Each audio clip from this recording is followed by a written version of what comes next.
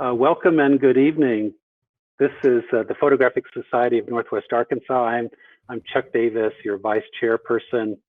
We're so happy to continue with our monthly Distinguished Photographer Series. And tonight, thankfully, one of our founders, John Baltz, has invited Jim McManus to join us. If you have a dull moment in your life, I encourage you to go look at his website called Life is 3D, and it will leave you with a smile on your face, I promise. So with a very brief introduction here, Jim, if you'll just allow me, Jim is based in Orlando, Florida, and has been a 3D photographer for, 25 years. 3D really opens your eyes and dimensions to stereo. He himself works with a variety of handmade cameras, which you can see on his site, by the way. In terms of acclaim and kind of turning points, in 2018, he created stereo images for a permanent exhibit at Niagara Falls State Park, and recently also was asked to collaborate with Barry Rothstein on a book of, I'm hoping I'm pronouncing this right, Jim, Phantograms? You got it. Am I close? You nailed it. You're exactly right. And Macrophant 3D. Anyway, these are macro stereo images featuring amazing close-ups of plants and flowers and insects, of course, all in 3D. Tonight, Jim will do whatever he feels like, but Jim will share with us some highlights of his past images projects, discuss stereo photographic process, which has been around, of course, for a very, very, very, very long time.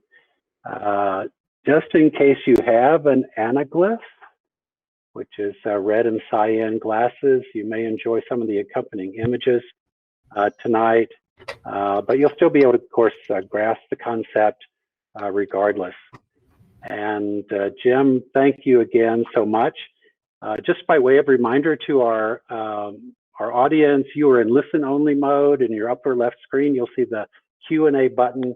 If you'll pop a question in there, we will take questions as we go. Jim, it's over to you. Excellent.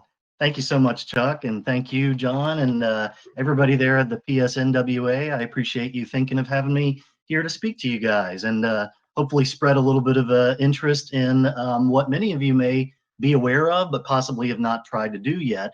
And like Chuck said, this technology has been around since the dawn of photography itself. It's hard to imagine, but people were taking 3D pictures as early as the earliest photographs. So, and then they were very much popularized during the Civil War, and they grew. They've always sort of grown and fallen in popularity, and grown and fallen, like 3D TVs, huge 10 years ago. Can't find one on the shelves now today.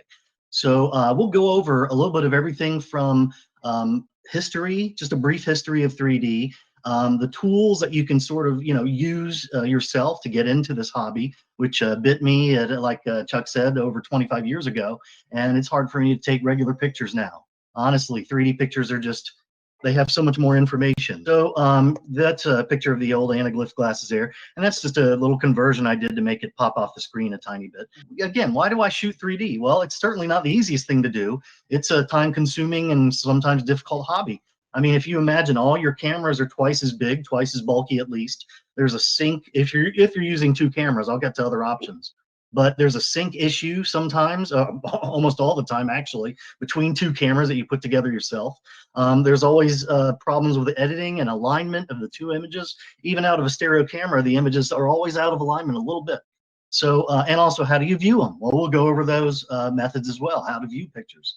So we know one way right now, which is anaglyph on our laptop. And the great thing about anaglyphs is you can see them on a screen, you can see them on a printout. It's pretty universal. You give somebody a pair of red-blue glasses, as long as they have two working eyes, you're good to go. So the reason I love it is just, I mean, look at the depth that you get in a portrait like this, or in a portrait like this. I mean, people get that you're shooting 3D and they start, pointing at the camera all the time. Of course, that's a common thing in 3D pictures of other people. But anything that you shoot has a natural sense of depth to it that you miss completely with a 2D photograph. So it's almost like walking around with one eye closed. As a matter of fact, if you try that right now, close one eye, it's like the old test where you put your finger in front of your face and you close each eye in sequence to watch your finger sort of jump back and forth. Well, that's what 3D is. We're basically fusing that image into one. So you now looking at a 3D picture, you have the option of what you look at. You can stare at the foreground, you can stare at the background, look at everything in between. It's up to you. So it's really nice to sort of give all that information back to your brain. Portraits like this, I didn't take this one actually, but I just love the fact that the guy's cigar and his hat pokes right out, and little things like this just make all the difference in the world. In 2D, it's a good shot, but in 3D, it's like, whoa, okay, you could practically light the guy's cigar. Feels like you could reach through the screen. Again, 3D just makes everything from your basic nature walks more interesting, to adding a sense of danger. I didn't take this one either. I'm not. I'm a thrilled seeker, but not that much. But without the 3D, this would be still a great photo, but you don't get the sense of how sort of narrow that ledge is. What a precipice you're standing on. So in strange, interesting abstract patterns suddenly spring to life. Something that catches your brain. A lot of times I found myself always. You always say, oh, the picture doesn't do it justice. It didn't look like it did in person. Well, that's half the reason right there, is because you're not shooting in 3D. It makes sense out of chaos. This was a power plant that I shot the closing of years ago.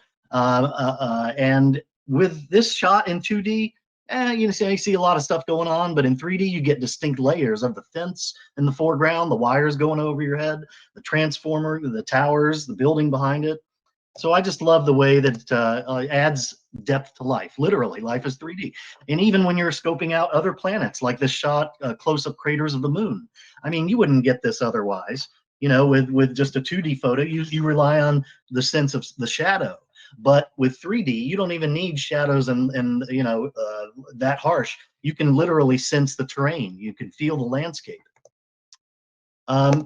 Today, now, of course, we're hearing a lot about the Mars rover, and the new equipment that we've put on that planet is now sending back amazing images in panoramic 360 in 3D. So you can actually go online and find a number of these images, and that'll give you a lot of entertainment with just a standard pair of anaglyph glasses. Jim, we're getting a Q&A already. Oh, really? Of course, okay. the most obvious question is, how would you suggest getting into 3D on a budget? Okay, I'm going to go over that in just a second. As a matter of fact, I'll speed up some of these slides.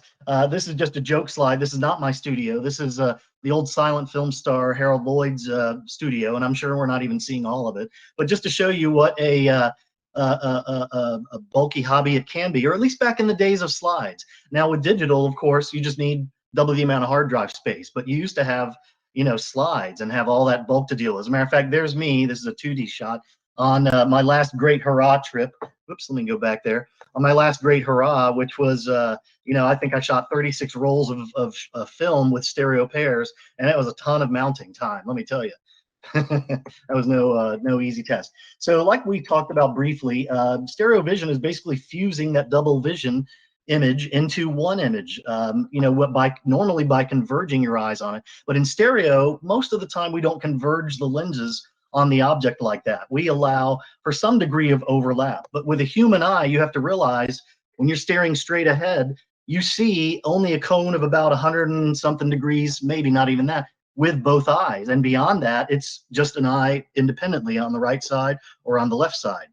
So we're looking for that area of overlap. That's the sweet spot in anything, in any stereo image that we take. And the golden rule when you're taking your own stereo image, and I'm going to go over how to do this in just a little bit when we look at equipment, is that you always want to stay horizontal, so that the images are exactly parallel with each other horizontally, and just like you would be if you're staring straight ahead with both eyes. That's just a stupid joke slide that says you wouldn't be able to pour coffee without two eyes. It would be much harder, at least. You'd have to work it out, probably practice a little bit. But you know what? I'm now realizing if you still have your anaglyph glasses on, these are probably flashing. There's a lot of retinal rivalry, which means one color, reds are bright in your left eye and dark in your right eye. And that's a problem I had to address when I focused on going with anaglyph for my entire workflow. And I'll go over that in a little bit of how I conquered that. But basically, here's two cameras simulating your eyes. And again, we look for the overlapping area in the middle. Now, believe it or not, 3D, this is not a joke slide. This is an actual praying mantis wearing a pair of 3D glasses that they did, and you can find articles on this online, that they've done vision tests with various creatures and determined that they can see 3D because they're showing an anaglyph image to them, or a movie where something like leaps out at them or something like that. Why do we have two eyes? Well, simply so we can get around in life. I mean, it would be much more difficult if we were always bumping into stuff or couldn't avoid predators. So it's really a kind of a survival thing, is how we develop two eyes. Now, this is nothing new. 3D photography is nothing new at all. We've got 100 years ago, here's a Victorian lady holding a stereo camera. And here's this gentleman, it's funny, it's early virtual reality, I believe. But Hugo Gernsback, he's the inventor of the Hugo Award for sci-fi is named after him. But that's an early attempt at replicating stereo vision through binocular transmission of an electronic device. I know it's a lot of words, but stereo, like I said, has been around a long time. You've got so many types of cameras. Sorry, this image, there's a couple images that are kind of tiny, but I can't blow them up in slideshow mode for some reason without ruining the ability to go forward. But here's a bellows, a double bellows camera. I mean, I could do a whole hour alone on the equipment, but I just wanted to give you a brief idea of some of the old stuff out there. Now, when we move into the 1950s, you have companies like Kodak jumping into the fray with their popular stereo camera. It's even got a little bubble level there in the viewfinder in the middle, which is great.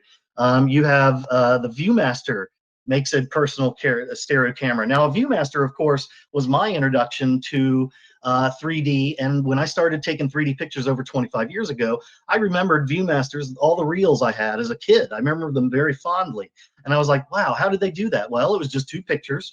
I have two eyes. So if I take two pictures, one where each eye is about 3 inches apart, horizontally level, that's the golden ticket right there. That's all you need to know to do 3D. Now, of course, if you're shooting with a stereo camera like this, it's easier because you can shoot moving subjects. If you have to start out, somebody mentioned on the cheap, with just an existing camera, you can do this with your phone, believe it or not. And I'll show you how to do that in just a minute. This is a stereo realist. This was probably the most popular of the 50s cameras. And it doesn't have 3 lenses, it's just a viewfinder in between. But the clever design is that the lens had a lens hood that would shut down over the entire camera and protect everything right off the bat. So these cameras you can still find in great shape on eBay, you know, if you still have pawn shops around, old used camera shops, things like that. As a matter of fact, in the rare moments when I am in my own pictures, you'll see a lot of the times you saw me with a realist around my neck or in my hands. Just because it's such a trusty camera, I could take it into the hottest hot area like here in South Africa, or the coldest cold areas in the snow. And as long as you could still physically wind the film, there was nothing else that could fail. You know, it's all mechanical. So I just love that camera a lot, and that's where I got my start in 3D. Again, kind of a pain because you had to mount everything by hand. Well, there were services you could send out that would mount it, but in general, I did everything by hand because I'm kind of a stickler for quality. But you know, what can you say?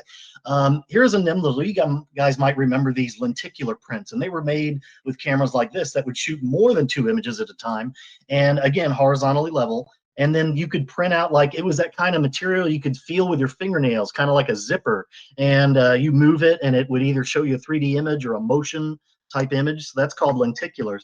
Now, how did this all start? How do we view these two images? Well, back in 1838, Sir Charles Wheatstone figured if I took 2 mirrors, which are right in the middle there, and I took 2 prints, which are opposite the mirrors here, in my vision, if I put my nose right up to the mirrors where they join in the middle, I can see in 3D. And that was like, oh, wow, that is amazing. And that's what we had for a long time, for probably 10 years until Sir David, there's another Wheatstone viewer, just a different kind, until Sir David Brewster came along and invented the Brewster scope. And this basically allowed you to put a transparency.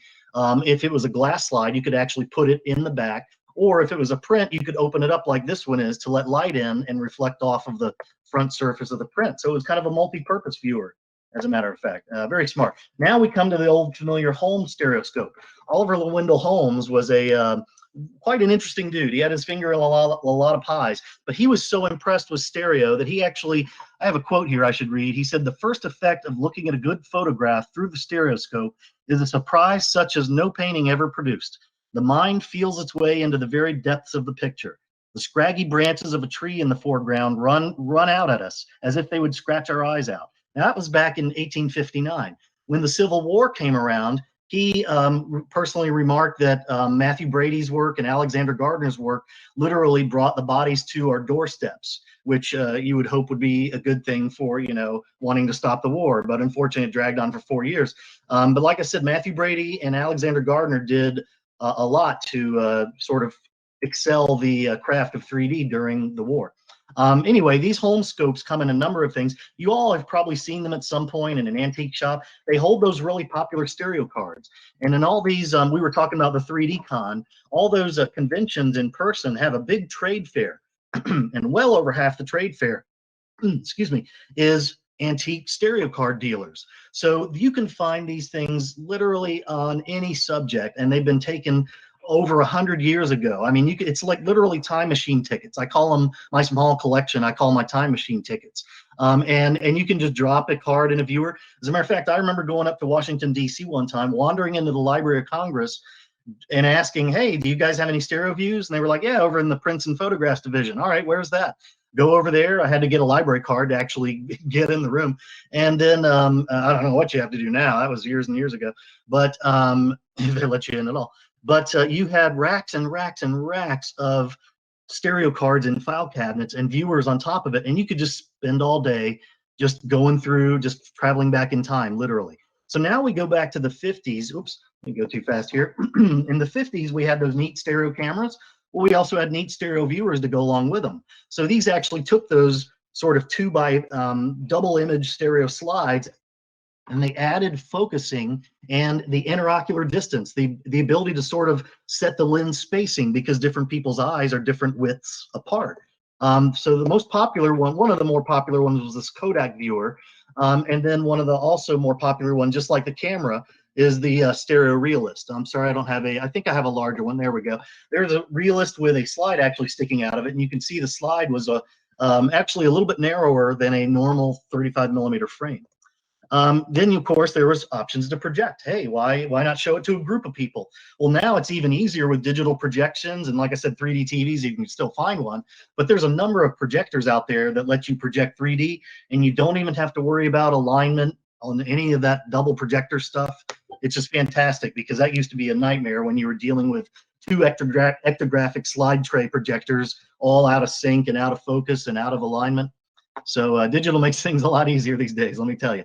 But you know what? Back in the day, 3D was literally the home entertainment of the day. It was like the HD TV. If you had a stereoscope and a bunch of stereo cards, I mean, you were happening. You had a lot of entertainment in your home that a lot of people didn't have. You can think about stereographs. They were the original virtual reality. They were a way to allow people to travel who wouldn't be able to travel otherwise. By the way, this view came from a card like this. So again, a very common format where you see the side-by-side format. And what we're seeing there is the anaglyph format. But the side-by-side format, there are viewers out there that'll let you view that as well. Obviously, all the old scopes we've looked at. But the old stereo cards used to come in these neat, if you had a set of them, I'm trying to pause my slideshow here. If you had a set of them, you could have look like a bookcase. You could have a number of these volumes on a bookshelf, and they would come with their own special viewers sometimes, or glasses, lenses to see them with. The big invention that Holmes added to the Holmes scope was that he could do prism lenses instead of just lenses or mirrors back in the case of Wheatstone viewers. Anyway, so we're about to wrap up and get to my stuff here. I want to get out of the history mode, but like I said, there's a number of Civil War images. You can find a number of these online. So no longer did you have to rely on people sketching a battle. Here's a sketch artist, Alfred Woad. He was probably the most popular one in the Civil War. But along comes a 3D photographer and was like, hey, I'll capture reality, just like that in an instant. So really changed the rules right off the bat. Again, I apologize, this one's so tiny for some reason. but there's a popular stereo view of a guy going out on a limb recently on a skyscraper build to get a 3D photo. There's just a number of fascinating, especially the Keystone collection. I'd say a great place to look for 3Ds, old 3D views is the Library of Congress website. I think it's just loc.gov.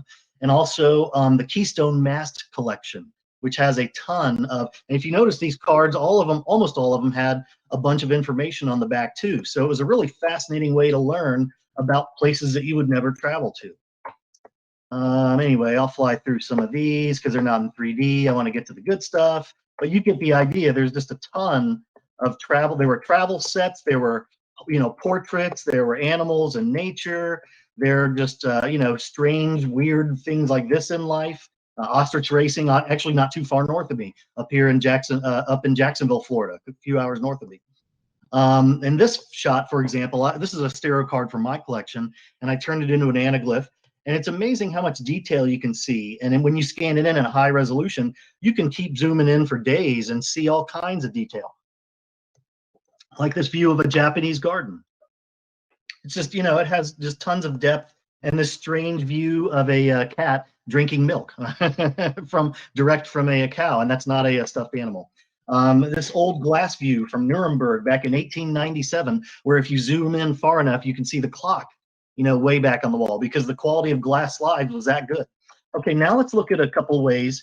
I mentioned you could start with one camera. If all you have right now is a single camera or a phone, you can literally, like I said, follow the rules, take a shot and move about 3 inches to one side and take another shot. Now, of course, your subject can't move. That's the limitation there. So you really need to hopefully be able to sync up 2 cameras. And this is one of my early rigs where I synced up 2 digital cameras and had 2 wires going between them. So when I hit either shutter button, they would both fire at the same time. Problem was the exposures weren't exactly the same all the time. As you know, white balance is doing its own thing. But that camera got me through a lot of travel.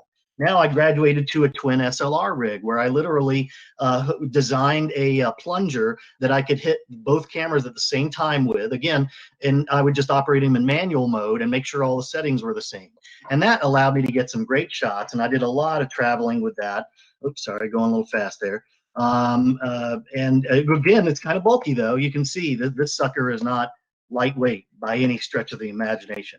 Now, the great thing is it's versatile. I could spread it out on a horizontal bar and get shots in a landscape format, and also do shots what's called hyper stereo, which we'll see in a minute here. Hyper stereo is a fascinating way to see depth in something that you normally can't see depth in.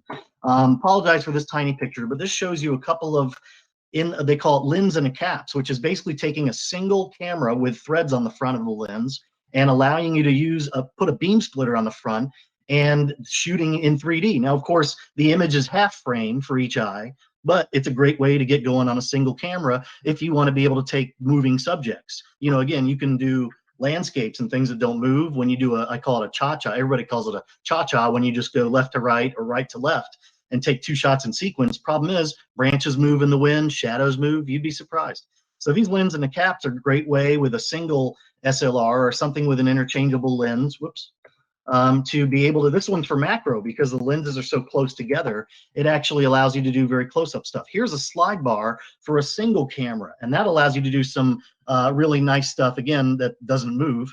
And this is an example of a twin bar that you can start getting into some advanced things and holding 2 cameras at once, like this setup. And again, my handheld setup earlier, I use a plunger very similar to this for my old SLR cameras, my old Pentaxes, my old film cameras from way, way, way, way back. Nowadays, if you can find one, this camera is about 10 years old. This is a Fuji W3, and the W3 has really proven to be a workhorse over the last 10 years in the 3D community, and it just takes fantastic digital twin pictures. So over half the work is done for you right there because it's 2 pictures synced up, same exposure, same focus in theory. I've seen exceptions, but in general, they're rock solid cameras, great pocket cameras. They're not that large. Sony makes a little 3D bloggy made. I don't know if you can find it much anymore. Great for close-up work if the lenses are close together. And I'll show you examples of when the lenses are close together, you can actually shoot things that are very close up. Nowadays, you have cameras. By the way, that was a GoPro rig. That was an old GoPro rig with an underwater housing on it, and you just flip the cameras upside down and sandwich them side to side. Nowadays, we have VR 180 cameras, and I'll show you a couple examples of that, plus a project that I worked on that's I'm still working on, as a matter of fact, that's in VR 180. You have a number of cameras that can do 360 or 180, like this one that folds in half. This one shoots, I mean, I'd hate to edit this thing. Whoa, sorry about that. Let me go back to slideshow mode. I would hate to have to edit this thing because that's a lot of lenses to deal with. Or this thing. Oh my gosh, this is crazy. But there are literally hundreds of 360 VR cameras out there. These all sort of fall into line with immersive technology, immersive formats being 180 degrees, 360 degrees. There's a cube of cameras on the left, a ring of cameras on the right. There's so many ways now to shoot 360. It's crazy. There's these all-in-one cameras. You know, obviously, again, like the W3, share the advantage of everything is already sunk up. This one's too small to even see, but it's 4 cameras sort of in a square. I apologize for these tiny ones, but if I try to enlarge them, I'll come out of slideshow mode and break the illusion. This is a popular one called the Insta 360 Pro. No, this is the Insta 360. There's a couple versions out there, and now they have the Pro and the Titan. So again, every year they're just getting better and better. Let's see, that's the Insta 360 Titan, I believe. It has 8 lenses going all the way around, and each of them overlaps. Again, they overlap with each other so that they can stitch in the sweet spot, so you don't have any areas that are not in 3D. This one is a views. It's in a square, so you actually do have a couple areas on the corners that risk getting a little bit less good 3D. Okay, I want to get to my cameras though, so that's just one last 3D. This is an example of the project that I'll tell you more about later, where I had a camera on the right that was the old mount. It was just too high. It actually, when you looked at it in a VR headset, it didn't look right because it looked like you were too tall. Literally, your arms were like too far away. So I wanted to get the cameras closer and the lenses closer, because everything we're doing is within arm's reach, and that's bad if you're shooting 3D with a normally spaced camera like the one on the right there. Now here's an example of what the 3D camera, the 180 camera produces. It's a pair of fisheye images, which then get stretched to an equirectangular format. That's quite a word.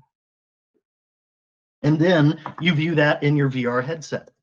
Or in this case, you make an anaglyph of it, and I show you kind of what it looks like if everything was squished right in front of you. But again, this would fill 180 degrees of your vision in a VR headset. Now, another format I mentioned is 360. We're used to seeing 360 as this 2-dimensional version, which is a 2-to-1 equirectangular format, but there are 3D versions that look like this. It's actually a left eye over a right eye version, which is a pretty standard.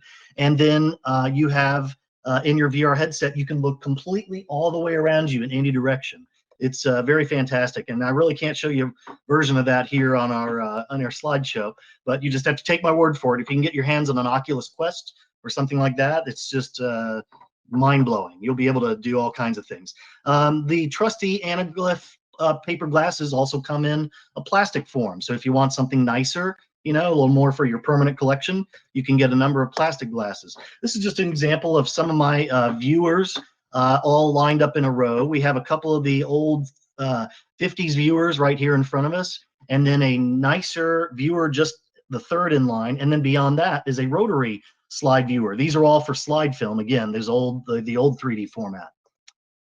This now, I'm going to talk to you more in depth about my Niagara Falls project, but this is an example of a custom 3D viewer. This is kind of the Mac Daddy Cadillac of viewers. The rotary barrel-shaped portion in the middle is made by Device over in Holland, and they make all kinds of custom 3D viewers. And then the outside was fabricated by a company up in Buffalo near Niagara Falls, where we did the project. So they actually made these viewers look like the old coin-operated viewers, that you see on the lip of any scenic site, whether it's Niagara Falls or the Grand Canyon or whatever. Here I am looking into a Sonera headset. I just wanted to give you an idea of sort of more modern methods of viewing. We've gone all the way from the Wheatstone and the Holmes stereoscopes to, funky digital things that we glue to our heads. So in any case, you're you're putting your eyes up to something for the best possible view, and also to block out all the surrounding stuff that you don't want to see. Now, we talked about VR a little bit. VR has even advanced to the point where you don't even have to have those old controllers anymore. Oh, how 2020, or how I mean, how passe, you know? Now you can actually, normally an Oculus Quest comes with controllers like this. This is the Oculus Quest 2. This is what you'll get today if you order a VR headset. And then, like I said, it's probably the best and most popular and cheapest version too. It's only, I believe, $299 or something, which is half the price of the last one. But like I said, even VR has come a long way. Now you've got hand tracking, so you don't even have to have those controllers. It literally sees your hands in 3D space, and you can interact with your VR environment based on where your hands are in your real environment. It's crazy. We've crossed the Rubicon. You know, it's just. Oh, and I wanted to talk to you about some not only the common formats of 3D, but also some interesting things like accidental 3D. I tell you what, I'm just going to back up for 1 second to that shot because I wanted to mention real quick before we go on that besides anaglyph, which we just talked about, and side-by-side formats and lenticular, there are other formats in 3D like interlaced, where old television sets would actually scan each line at a time on your TV screen, and it would do all the odd lines and then all the even lines. And so you could split up a 3D signal into left and right eye like that. All the odd lines could be your left eye and vice versa. So there are other higher tech computer methods like page flipping, 120 hertz. Of course, with projection, there's active versus passive TVs. You know, you've got so many more formats now, but VR makes everything simple because VR strips away all the need to encode and decode the 3D, and it basically presents 3D as it was meant to be seen, which is one eye, it gets one clean image, and there's no color filtration, there's no interlacing, there's no anything like that. Like I said, even a baby or a praying mantis can see it. And with anaglyph, especially from any size, any angle, any distance, and that's a real bonus when you're editing. You can zoom in and out, and that's why I've sort of adopted my entire workflow. So all the images you see of mine from here on out are done in anaglyph first, and then if I want a side-by-side version, I can certainly make that. But anyway, as a matter of fact, my anaglyphs have become known as McManaglyphs, my last name, McManus, because I focused on how to do them without giving you a headache. And one thing I wanted to mention real quick about, you know, you can look for accidental 3D in your own collection. All the pictures you've already taken before you ever knew about 3D, take a look and see if you took any shots accidentally, you moved or the person moved or something, and you can get like this accidental shot of Lauren Bacall, for example. I didn't take that, obviously, but you know, there's actually a gentleman that already beat me to it, but I did a higher res version of the flag raising on Iwo Jima because the famous Joe Rosenthal photo was taken a couple feet away from Bill Gnaust's 16mm film footage. So if you go find that exact frame of film or very close to it, you can get a 3D view of the flag raising. And, you know, things like that just make history come alive. Makes me wish that there was a 3D photographer right there. But this is one of my shots looking down Oak Creek Canyon. And this gives you an example, of what a hyper stereo image is all about. This is when you take a 3D picture and there's still no depth to it because everything's so far away. So what you have to do is sort of walk, you know, instead of taking a shot 3 inches apart, you take a shot 3 feet apart, or in this case, maybe 30 feet apart, because I was up on top of a bridge looking down into this canyon. So all the trees start to look like little model railroad pieces, you know, and things like that. You also have interesting things you can do from an airplane window. You know, as you're flying, you can literally, I mean, you're not moving, but the plane is moving, and sometimes the clouds are moving. So you can just take sequential shots right out of an airplane window and get sometimes some amazing results in 3D. Hyper is also useful for seeing depth far into the distance that you wouldn't be able to see otherwise. This shot, you know, in 2D is a fine shot, but it doesn't really give you the sense of scale. Now here it does make everything look very miniaturized. So you kind of got to know, okay, you know, that's an actual house down there. I'm not looking at a model because hyperstereo can do that. Now, much like hyperstereo can exaggerate depth, hypo, oh, here's one more hyper, I believe, and this will show you an extreme example. Like you could shoot out of a moving train window and get some really amazing sequence shots and put them together and edit them together as a pair and get something like this. Aerial photography uses hyper stereo extensively. As you're flying over and there's a camera pointed down, straight down from the belly of the plane, or in this case, satellites looking down at the earth, you take pictures from displaced positions, so that displacement is what creates the 3D. This is a shot of just a volcano from space. I'm going to speed through these so I can get to my stuff here, but there's a moon. That's an example of extreme displacement where you actually have to kind of wait for the moon to turn because there's probably not enough room between the far corners of the Earth to get a decent stereo pair. So those are actually taken, days apart, if not weeks. Now, the opposite is true with hypo stereo. You can do amazing things with, this is not my picture. I wish I had the close-up gear to be able to do that. But by putting the lenses close together, you can suddenly see the world as if you were small. The opposite was true with hyper stereo. You're a giant. You're a giant looking at the landscape, and the landscape looks small. Here, you're tiny, and everything looks bigger.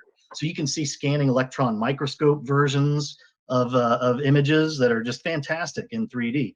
Amazing, spiders take on a whole new, I know it's crazy to think of a beautiful spider, but it is possible. Micro drops of milk, scanning electron microscope, close-up things of physics, in action. I created this fractal. Fractals are something fun and different you can do. And I just used a piece of software that creates fractals in 2D, and I shifted my perspective over a tiny, tiny bit because I was zoomed way in, and you can get an amazing 3D image. So you just never know what you can do with off-the-shelf, 2D software if it has the ability to sort of shift your perspective. Again, it's kind of like 3D teaches you to shift your perspective, literally. I never really thought about that. But I mean, back when I started, it shifted my whole perspective on life. And I took this shot of a shuttle, for example, of the Discovery back in 2005 during the return to space.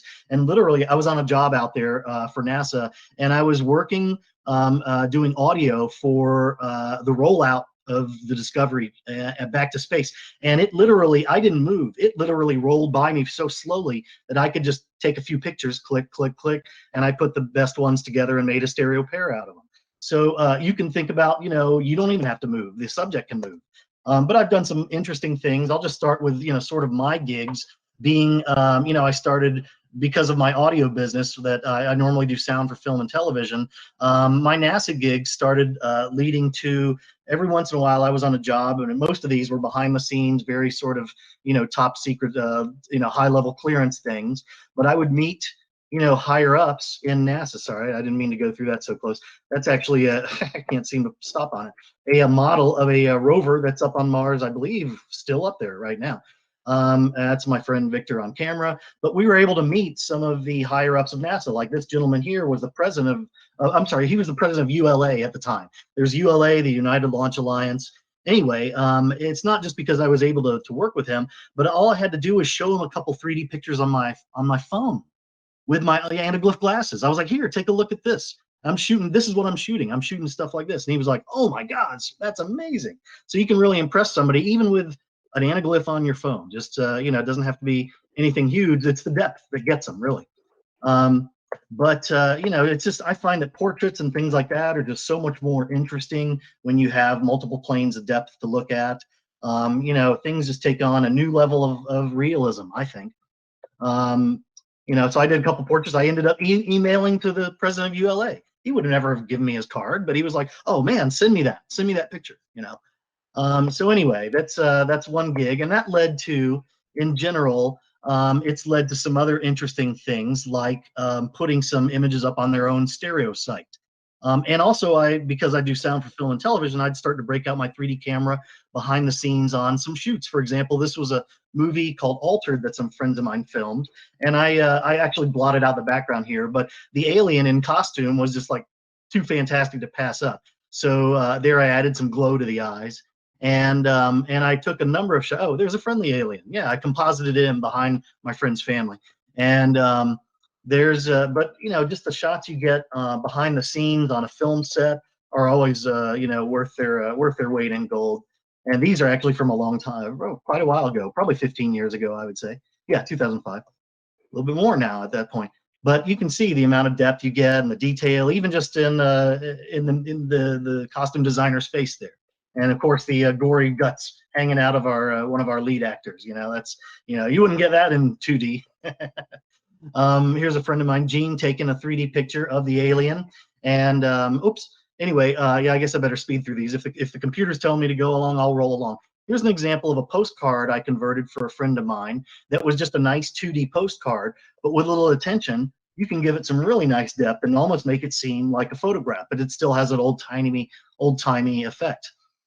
Here's an example of a ad that I converted for a friend of mine, where I just simply took a 2D ad and then played with the depth, not only in the photograph portion of it, the old version of New York City, the old skyline of Lower Manhattan, but also it's kind of hard to see on the small version, but the text itself, I brought out certain words in the text so you can, get a little sense of, it's almost like accenting those words a little bit. So there's neat things you can do with 3D, like this birthday card I did for the president of Tupperware. Tupperware is located, their headquarters are down here in Orlando, Florida. And a friend of mine worked for them for a very long time and wanted me to wanted to give the president something different for his birthday. So I went over and we set up a little tabletop shot with some of their new bottles and made a birthday card. And it just, something like that is so different. And we included a pair of red blue glasses with it. So you can, give that as something very different to somebody as well. Cards are great. I've done a number of shows. There's going to be a couple 2D shots mixed in here, but I started off just doing a number of shows where I figured out how to mount my own stuff. You can see they're sort of mounted on wooden sort of standouts there, and I'll show you a better picture here in a minute. But, we did a few outdoor shows, such as this one called Art on Tap, and I just basically, like you can see, hung glasses everywhere. People could walk up and see everything.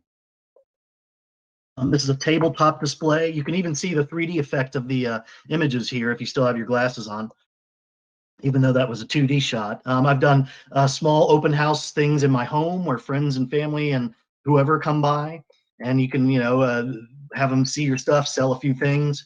And, it's just fun to be able to share the 3D with other people, no matter how you do it. I've also done the Maker Faire that was in Orlando here. Let's see, gosh, this was quite a few, I guess, 6 or 7 years ago. And that attracted the attention of somebody who worked at the downtown Orlando Public Library and wanted, this shot of a steampunk guy. Actually, I ended up entering in an art contest later, and it won like 5th place. And I cropped out some of the background and gave him a really cool background. But I sold the steampunk hitman. Didn't expect to. But anyway, the person that I met at Maker Faire there wanted me to get a exhibit going at the library, at the downtown Orlando Public Library. And you're talking a 5-story large building with a lot of lobby space. On the 2nd floor, they have a center called the Melrose Center, which is a learning, it's like you can go there and rent not rent, it's free. You just have to sign up for it. But there's a recording studio and an editing suite and a photography studio, you name it. They've got such amazing stuff there, right there for free for the public. And so they wanted me to fill their 2nd floor lobby space as much pieces as I could, but the problem was all my pieces were too small, I thought. So I had to upscale, I had to up my game, and I started outsourcing to this company that prints on metal. And metal is gorgeous because it's indestructible. You can literally use these prints as a drink coaster. You can see how well the 3D effect comes through even in a picture of a picture. And the ability to print larger than I could at home, and not worry about goofing up, gluing the paper onto the wood was kind of nice, also not to worry about. So I'm offering these, I'll post in the chat later on, I'm offering these prints, not only on my own images, but if you have anything you want to get printed on metal or anything you want to convert, because I'm also pretty adept at conversion, and I'll show you a couple examples here in just a minute. This is a great example. You can see the 3D effect poke right out there if you have your glasses on. I mean, the alien, it comes through just as good as if you were looking at the print, in person. And that was actually the producer of the movie, so that was kind of cool being able to show him that.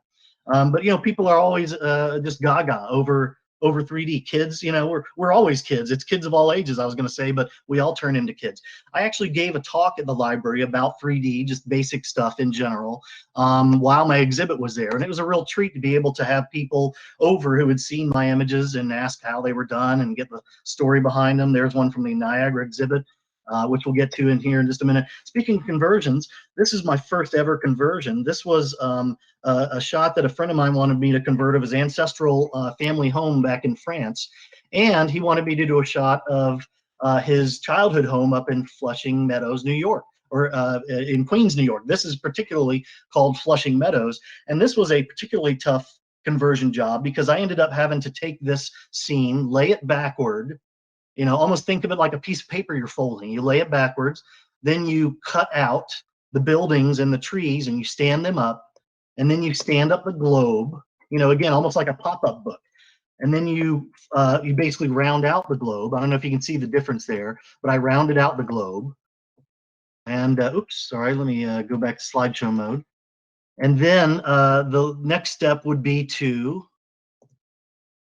finish off with the trees and everything standing up. So what I've done on a conversion here that was quite tricky with the globe itself is just popped up the globe by separating it from the background, rounded it out toward us, and then the see-through parts of the globe was what really was the trick.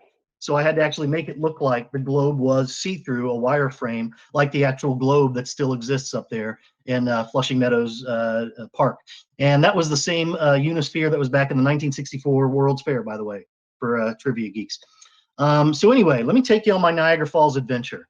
I was invited to do this project by a friend of mine who was designing parts of the new multimedia center up there in their new visitor center at the Cave of the Winds. And he said, man, it would be really cool to do something different like 3D. He was already involved with the old 3D stereo cards and had a few of the area and said, you know, it'd be great to take modern views. So he knew I was a 3D hobbyist, contacted me and said, you know, would you like to be on board? And I'm like, oh yeah.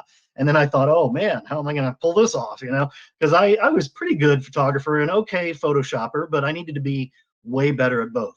So just to show you a couple shots, we tooled around and got various, you know, interesting angles of world. We had a actual very specific shot list, so I wasn't just free to go around and shoot everything. You know, we had to hit certain flora, fauna, and science points of interest. So like cormorant nesting in the trees, you know, you had to shoot that with a long lens in stereo, 2 long lenses. So talk about a heavy setup. Let me tell you, that was not easy. And then the opposite is shooting a plant close up that only blooms, you know, twice, 2 weeks a year or something like that. And you got to run around and find one that looks great. So again, it's an example of using a different type of gear, of using cameras with different lenses, different spacing, just to be able to shoot that variety. Now I had to get tricky with Photoshop. I had to take a shot like this and be able to add flowers behind it because it didn't happen to be in bloom when I was there. So you can see me sort of turning on and off the flowers. Again, it had to be done in 3D. It's not as difficult, obviously, in 2D, but everything's more difficult in 3D, but it's worth it, I think. And again, animals just look great.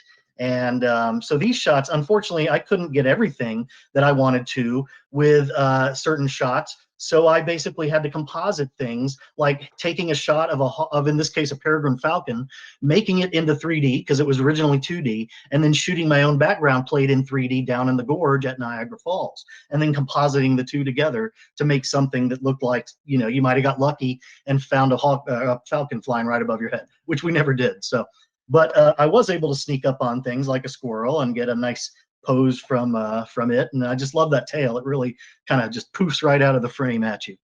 The Canada geese were amazing, you know, and I just ended up sort of walking in front of them on my knees quite a bit. And I'm showing you guys quite a few more Niagara images than I might normally because I know that John had requested that originally. He had seen, I did a video slideshow for the NSA's convention and featured a lot of these images and behind the scenes and you know, moving with Kinburn sort of effects. And I'll, if I have time at the end, I'll post a link in the chat and to my YouTube page, and you can go check that out as well. But I just wanted to pull some of the interesting stills, like this, for example.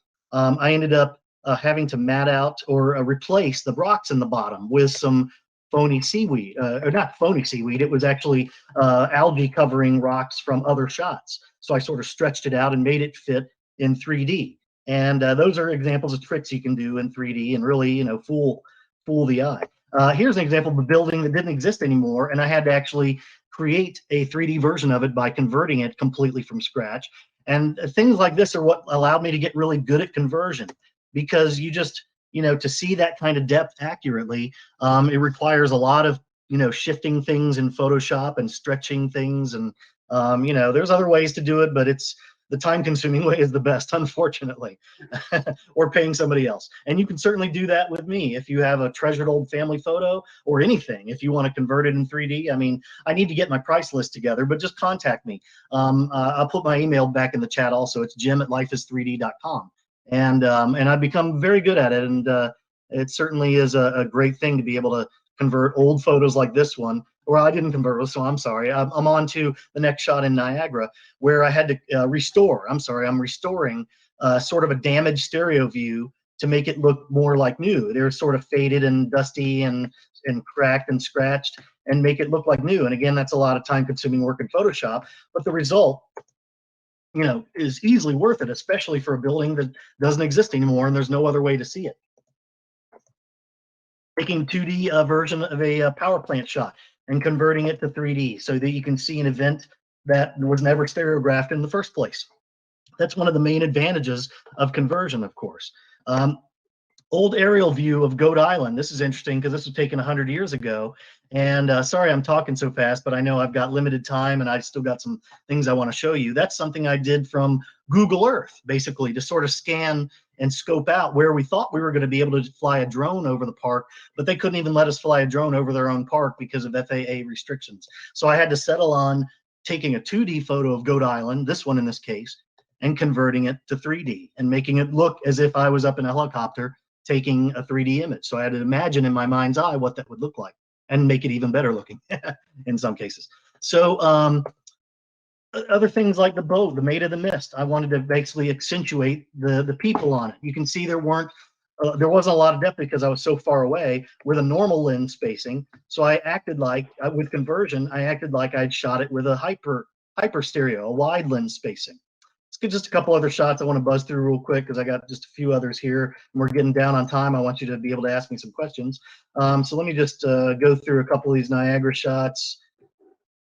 Okay, here's the viewers. These are the actual images we're mounted in, and there are 3 of them. They held 10 stereo slide pairs apiece, and they're currently up there at the new Cave of the Winds Visitor Center in Niagara Falls. And like I said, here's the shots of the viewer themselves. This one's actually in 3D. And there's just a 2D collage of them being used by various people. Okay, now the macro fant book that Chuck mentioned earlier was shot by Barry Rothstein, but he wanted my help doing the anaglyphs in particular because bright colors like this are hard to make look good with red-blue glasses because the reds and the blues go all cockeyed on you. So he knew that I'd been working on this for a long time with my McManus process, and that I was able to do these wonderful anaglyphs. And you can actually go to macropant, MACROPHANT 3D.com to order the book and use the promo code 25 to get it for $25 shipped in the continental US. And I'll try to also paste that link into the chat when I'm done here. I'll just paste all the links at once, and maybe we can hang on a couple extra minutes so you guys can copy them. But anyway, some of these macropantograms actually spill out over the page. You can see that Barry created a faux window frame sort of for it to poke out through to give it even more depth. But those are fantastic. Now, recently I did a 3D Salvador Dali, not an exhibit, but a presentation for the New York Stereoscopic Association. And this was a converted shot that I did not convert. But Dali himself was, many people didn't know that he created 3D painting. So I just want to show you a quick example of that. And that's the fact that, again, I didn't create these images, but I did find them. And I think that the version that I presented to the NYSA may be the most complete collection of his stereoscopic works to date. And there were far more than I ever expected to find. I just kept finding and finding. And I mean, I found like over 40 different stereo images from Dali alone, enough where they wanted to put a room on AltSpace and make an event out of it so that you can go and enjoy 3D Dali as it was meant to be seen, again, in its separate stereo format. Now, real quick, I want to show you just a couple shots from my VR 180 project, and then I'll put my links in the chat. This was the first example of the camera that I built together where the actor in this case, not an actor, he's an actual performer. He has to wear the camera and it has to be like a first person point of view. And there you can see me watching on my phone a side-by-side view of what that stereo camera sees. But then we went up to VR 180 because we wanted the immersive format. So that became a little more difficult because to view the footage, of course, you had to see it in a headset. And here the client is looking at a headset while somebody else looks on in 2D at what he's seeing. So we're still working on this project. As a matter of fact, I'm on version 3 of the camera. That's version 2, the QCam 180 camera. And like I already showed you this picture, that's version 3 on the left. That's where I shrank the lenses even closer together by using 2 cameras, two identical cameras, and getting them right up next to each other. And I'm going to have to do some tricky editing to fool the camera into thinking that both those files came, from the same camera, which they did not. So I've got some metadata juggling to do, and that'll certainly be interesting. But anyway, let's see where we are here. Oh, and by the way, some of the other products I mentioned earlier, I do like greeting cards and prints and things like that. And again, the 3D effect comes out really well. But my pride and joy was the mounted frames, and those were the old wooden versions. And I enjoyed, but they were a pain to make. But now I mount things on metal, and you guys can certainly look at my shop on Etsy and order things in metal if you want. And I believe that is it. And whew, I think I made it in like just under the hour, which is crazy. Let's see. I'm not sure where the text is entering, but so I can answer questions while people are while I'm trying to figure this out. Yeah, so go ahead, fire away. Well, we have another question from Suzanne also. Can you tell us about any workshops that you do online or perhaps even in person? Oh, sure. I have been doing workshops for both the NSA, the National Stereoscopic Association, and the NYSA, which is the New York Stereoscopic Association, and they each have YouTube and I believe Vimeo channels, and that will allow you to see some of the things in the past. And I am planning on offering more workshops through my own website, which is just lifeis3d.com. So keep an eye out for my on my website, lifeis3d.com, and just stay in touch with me at jim@lifeis3d.com, and I'll keep you apprised of any changes and additions and things like that. There you go. Well, we did get another pop-up question. It's from Liz Jones. I'll stay here as long as you have apparently Liz has an antique 3D camera. She doesn't say exactly what kind, but she's wanting to know if there's any particular film that's best to use for 3D conversion. Most of all those cameras made in the 50s in general take standard 35mm film. So if you can get your hands on that, which, there's people that still have gobs of it in the refrigerator, and there's probably, you can buy it online. But standard 35mm film. The reason I started doing slide film, because you have a choice, color positive slide film or color negative film. And I started doing slide film because it was easier to cut the slides, mount them, drop them right into the slide, the holders, and drop them right into my slide viewer. And I was looking at the direct positive image. So I never had to, print. But I do have books and books full of prints where I shot negative film, and I would then get those printed into like 4x6s and mount them either side by side in an album, or I actually have a viewer called a View Magic, which does an over/under view, and that you could look at. It saves space. You don't have to have a super long or trim your pairs or anything like that. So there are ways to view no matter what kind of film you use. Just make sure it's 35mm if it's the 35mm camera. If it's a 120, like a roll film back, then you start to get a little more expensive film, but it's all still available. It's just in lesser quantity these days. So a few more questions are popping up. I'll give you all of them, and you can just parse them out if you want. I'll stay here till Liz is following up on that question about her camera, and she's asking what brand or speed of film might be better. And for that, it's a Revere 3D camera. Okay, great. You know what? I have one of those. I always try to shoot the lowest speed realistically possible in most lighting situations, which tends to be 100 ASA or 100 ISO for me. That gives you a nice tight grain structure, so it doesn't look, bad. It doesn't look grainy.